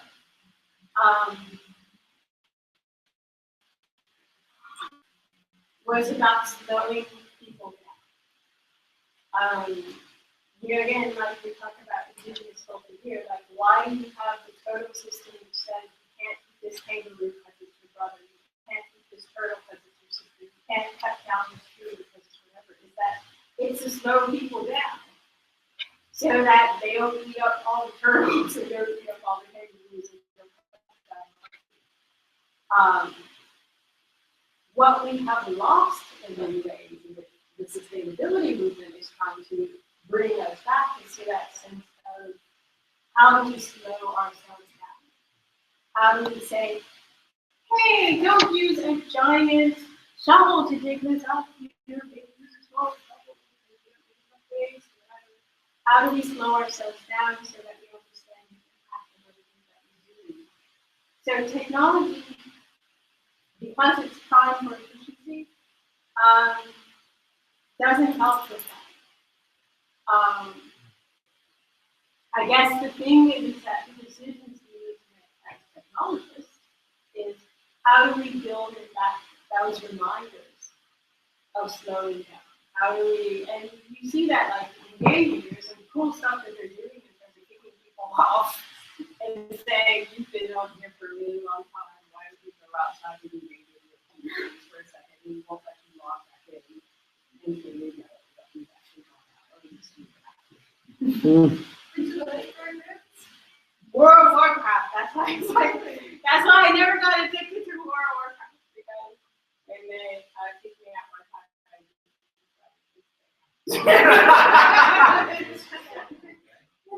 It's like, wait, the leaves outside are actually prettier than the leaves that are actually on my screen. Maybe I'll stay outside. So that's how we deal with kind of the disconnectedness. Is we have to figure out how because now it's what are the most appropriate channels and what's the depth of connections we need to have with them. The thing we need to guard against, again, is making sure that the connection is not what the technology does, that the technology is just the intermediary between connecting, again, something else, nature, other people, different cultures and society. And I have to say, for the most part, the technologies we developed 10 years or whatever it is, sometimes in a creepy way, but it does help us do that. Because everything humans make supports a basic need. The thing to remember is that our human basic needs, some of them are really, really terrible. We have the need to dominate. We have the need to control. We have the need to feel more important than other people. But we also have the need for empathy, compassion, and all those other things. And so the technology in and of itself has its biases. But again, its main bias is accelerating what is inside of us in terms of how we use it. So the thing is to not get rid of all the technology. Like I said, we used to kill each other a lot with a lot less technology. Again, we're more efficient in killing each other, but the impulse is still the same, right? The thing is to change the impulse, and you know what? The technologies will change. Now, how do we change the impulse? You know, everyone says that regardless of all the wars that are going on now, this is the most peaceful time that we've lived in. Like, you know, the history of modern promotion. So we have to give ourselves, like, there's a lot of work to be done. But things are getting better. And a lot of that's through the work of people trying to change things, trying to fight. Like, people have not given up. People are still fighting for the things in their lives. We all are changing to the fight for ourselves. So I understand the frustration behind the question. I understand the sense of disappointment, but I have to say it's better now. And I have to say I won't even say I'm optimistic. I say that I'm actively engaged with the struggle and actively engaged with creating allies to make those things better. And I've traveled around the world and I've met enough people that I feel that those who want to make things better outnumber those people. The problem is just that sometimes we feel like we can't change things, and sometimes it's only change in this really small interpersonal thing. But that's how the work begins. So it's except for that efficiency thing, technology is it's not technology is not the problem. We are the problem. Yeah. I agree with you. That's why you're allowed to disagree. Yeah, when it comes to like, I talk about and I think the technology we have now, like the capacity for us to use technology to achieve things and the way that you use those things. I think, like, I just point that the rapid, like, we always use tools, yes, but in your lifetime, changing those tools that you have at your disposal is unprecedented. And I think what drives a lot of this stuff is ignorance, that we think that we are satisfying some of that base human need, yet we are, but we do it with ignorance because we don't understand the extent of impact it's going to have on everything else. And so we dive into these enabled by technology without understanding the implication it's going to have on ourselves and society and how there's the big blowback. And I think we're talking about this last time, the shift that is happening, that I think around the paradigm shift now, around understanding that maybe we need to consider these the idea of instant profit and actually thinking more about humans and actually that's sustainability and this shift that it's turned out what can be done for the human. And I think it's driven by the fact that maybe our some of the countries that we're like children playing matches and we don't know the damage we can do because we're ignorant of the capability that we have as a program. And that's kind of fun. And I think there's a role for us. I mean, that sense of agency and the courage to go, yeah, I can make a change. And yeah, it may not be change the world overnight, but I think that we can all do something in that. And I think that a big way to do that is to try and combat ignorance and educate people about, looking at things holistically. What, yes, you may diagnose these things, you may be a walker, but look at the big picture here. You may be on Facebook all the time and putting this stuff out there that every single thing you share your life. But if it's shallow and it's hollow in what you share with people, then are you denying yourself the ability to genuinely think that you can somebody.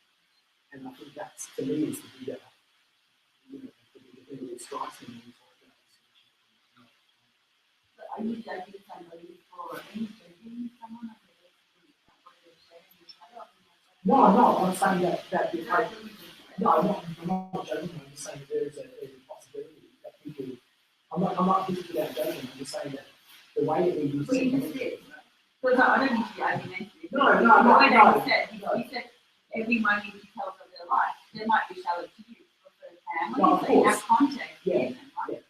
But my point is that if we never allow ourselves, I'm not saying it's killing, but we're not trying to, I would say that we need to understand that I think like to say, what is the role of Facebook within my life? How does that fit in the way I communicate? How does that deepen my relationship? How do I get meaning and value from this? And the value exchange happens with that as well. How do I find ways to make this a balance, this piece of technology with my life? With the teenagers at school where they use Facebook, they don't have the capability necessarily to know that to use that technology to destroy the new life is actually to their benefit holistically. And that's my fear, is that we have so much capability to be damaged that we don't, there's a role for us, I think, to be able to help people with understanding how to find a meaningful place for using technology in their life. And if that is to share everything you like to do on Facebook and you get value and genuine meaning in your life from that, that's fine. I'm not saying that everybody that shares things is doing it wrong. Sorry, that's misunderstood. But I know, for example, there's a lot of mothers group on Facebook, Yeah. right? And that, There's also the thing that that's kids good. get a sense of community, especially depending on wherever they are, they get to make friends. Well, just saying with having a bike, right? You can take a bike and go into traffic and get hit by a car. Or you can ride your bike in your neighborhood and have a great fun time, right? But it's still the role of the parents to put those limitations so that you don't end up. It's not the role of the technology. I think the thing, there's a framework that we've all addressed that actually touches this. Is that, like, again, this is where we talk about like the triad of fear versus the triad of well-being. Yeah. And so again, if it's contributing to our sense belonging? If it's contributing our sense of recognition, is it contributing to our sense of self-determination? Then okay, Yeah. this has more significant meaning. Meaning this relationship. Well, but those are the things, those are the building blocks by which we construct meaning. Yeah, I guess I'm my not question judging was anybody, that I'm just- was less about like what matters, and more about Yeah. what's the potential, like, what does it mean that have such a rate of With that change, your question, the technology that's driving the pace.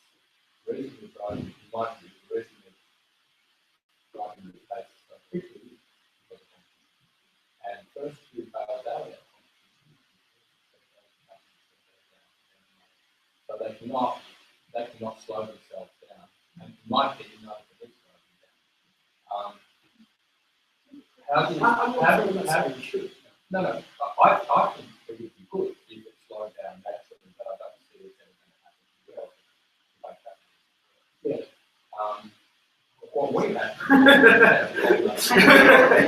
what we have to do, because you might think I talked about how our evolution is not quick to this unprecedented rate.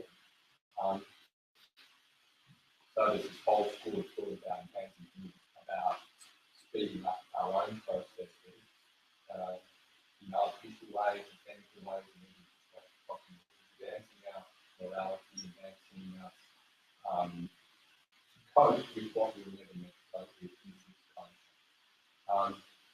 So it's all experimental, and it really does, whether it's actually going to work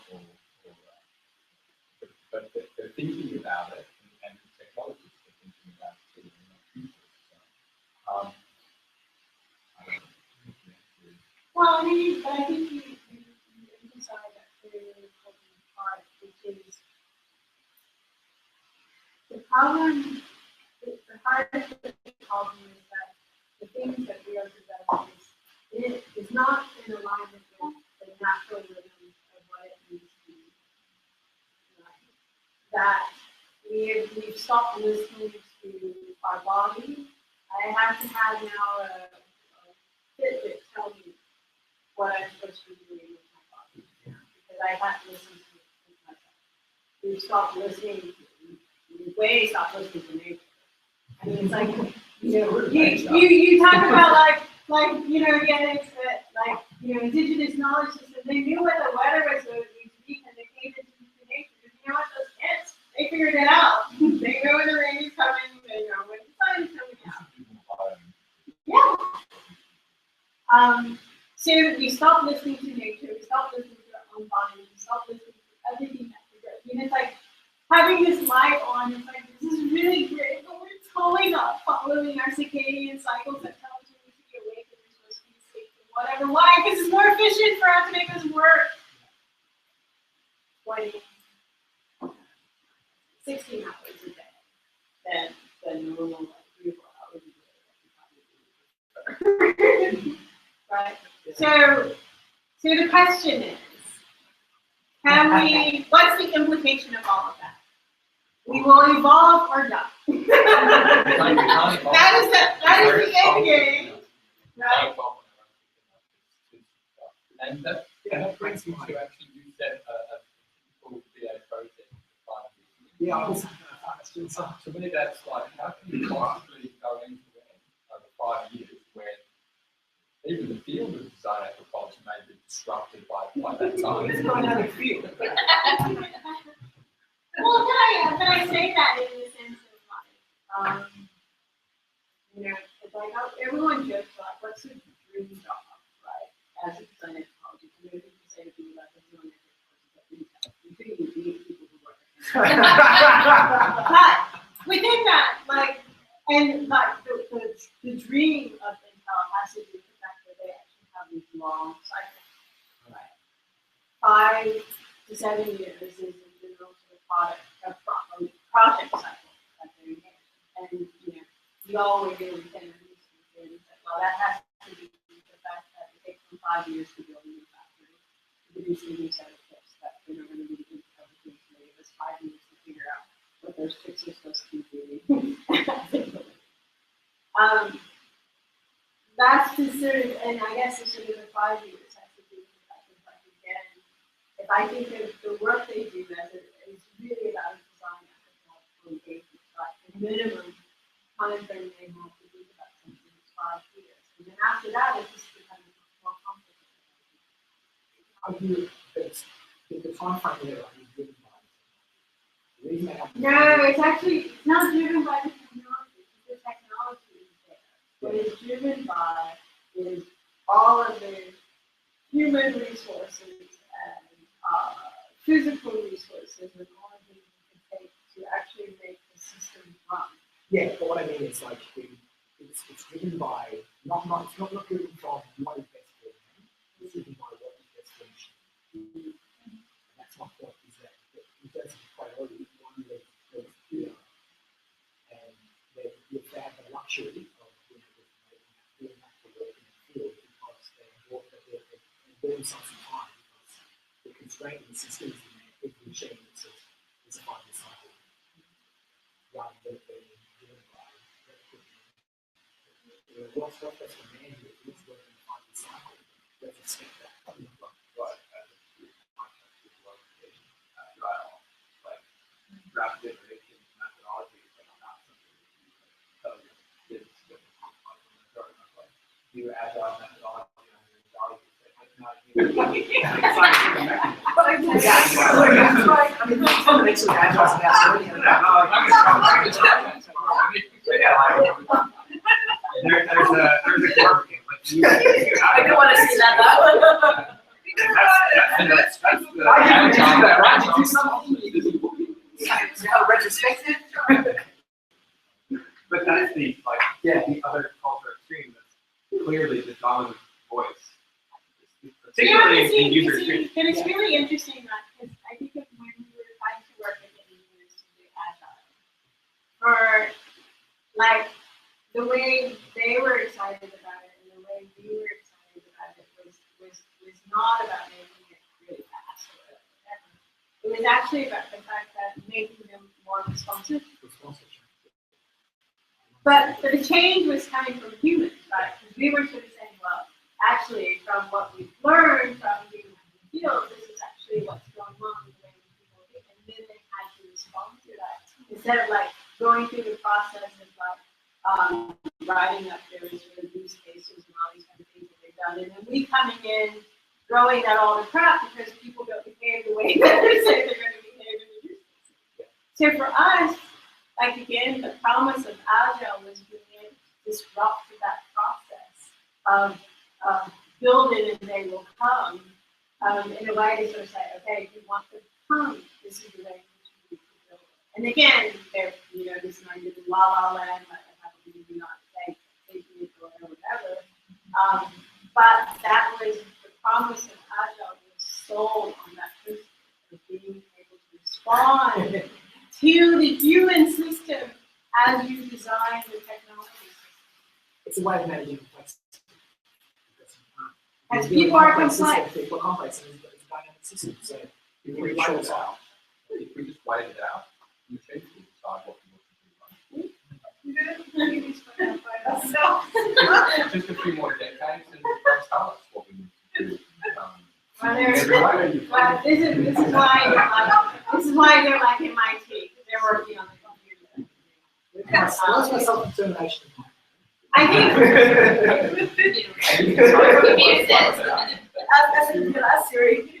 but I guess to me was that your response to you as in the role of sort of technology, or the role of people who are engaged in the process of technology, in technology, and some cases technology, that this is the intervention that we have the opportunity to do. Like, when I was doing consulting at safety, like that, they paid me and other people a lot of money to make that intervention. To say, don't build this because this is not the way in which people use it. And the introduction, even in the beginning, of anthropologists to go work Xerox PARC and Intel, and for a second Apple, which they didn't bring people back, and all these sort of things was because they wanted to actually understand what this technology could mean to the way people were working. And, you know, they were building stuff and people were destroying it, and they brought in the anthropologists to understand what is this technology mean to people, what is this technology mean to the way people work. And then can you work with us as an intermediary between those people and the things that we're trying to build to make sure that they work better. And better in that sense, again, having more compassion for certain people. And so in that sense, as a person, I'm not willing to advocate that in terms of like what that is. If you think about like, the history of design and technology, that is the central prime directive, so to speak, right? Is to serve as that,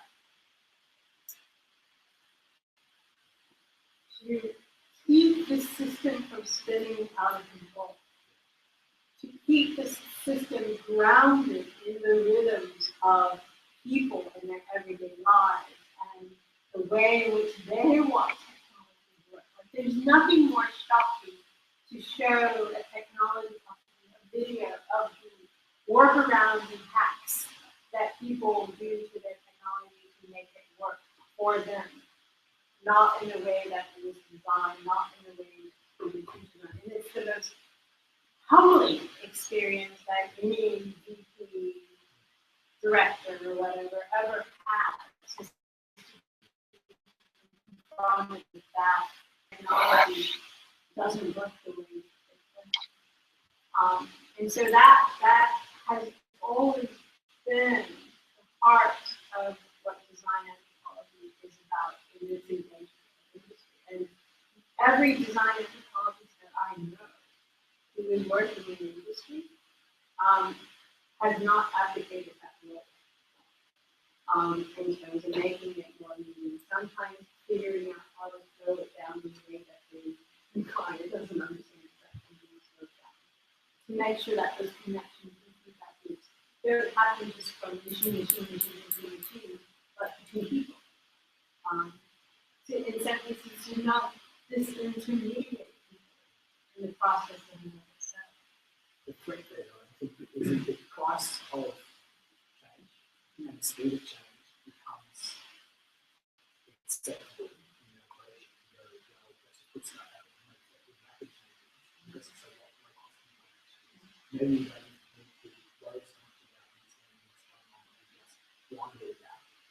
And a lot of time that's the way that people operate. They put something out there and they have hard metrics and they track hard metrics and they tweaks because they can. As the Google model. It's exactly right? And so they think, well, okay, our view is that rather than needing people to understand humanity here, we're just going to adapt the system and see where it focuses and if it's new things cheap and you can build that.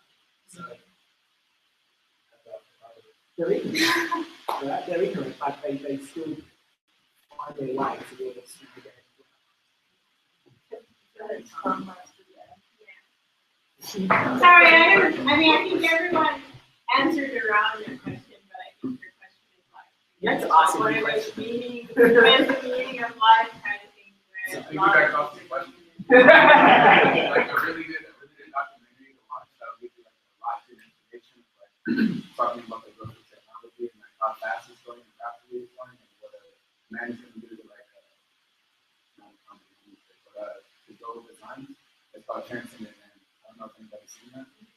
It talks about like because we're slowly going to like singularity between like humans and robots.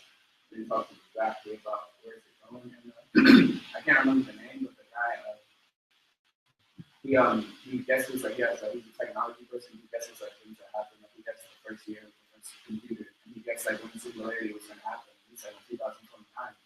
But with the rate things going, it looks like it might possibly happen. But this is definitely you should look that up. Is it right? Transcendent. Right. I think that was his name. I don't have it. No, it's called Transcendent Man. It's on, you can find it on YouTube. But it's really good to look into. Since we were talking about that, so I think I just thought of it. Yeah.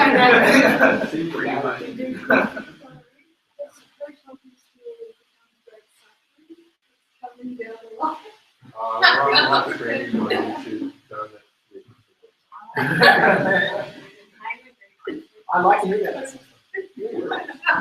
So now let's talk about post-capitalism. But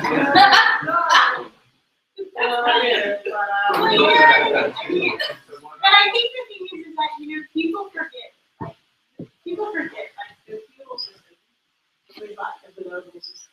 Yeah.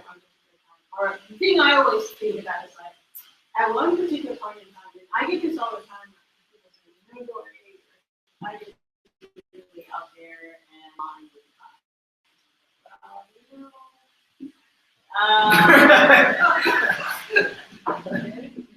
my thing is, I'm trying to create a new tomorrow, and I know it's possible because 150 years ago and so economic systems change and shift. I mean, yes, you know, slavery still exists today, but the places that continue to do that are considered bad places where it's not considered today. That's just business, right? So things do change. So I think about that in the sense of like the capitalist system that we are under can change. And who knows, like I said, the weight of the capitalist system is getting heavy on itself, and it may accelerate to such a point that it will actually collapse. The thing is that we then have to help that in some ways, or we need to, but more importantly, we need to figure out what are the other systems that we can engage with, because, you know, fascism rises when an old system collapses.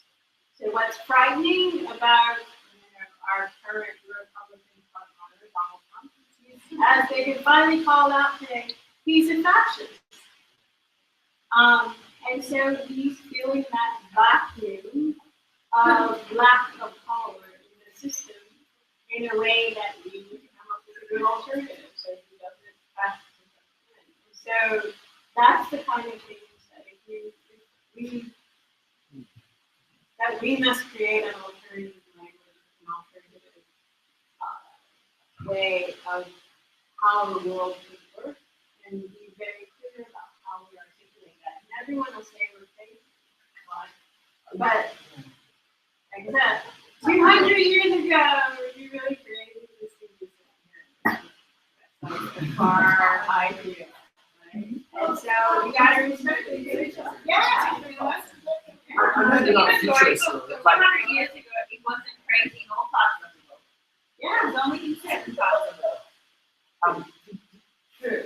The formal part of You're not a futurist. I'm a futurist to the extent that I believe that the best way to predict the future is design the future. So, do you think we'll see the clash of capitalism and post-capitalism in our life? Yes. Yeah, I agree. I think, considering the number of economic developments that we have had locally in the last 10 years, we will come up with a new form of economic system, and some people might just solve it with capitalism. So I just I feel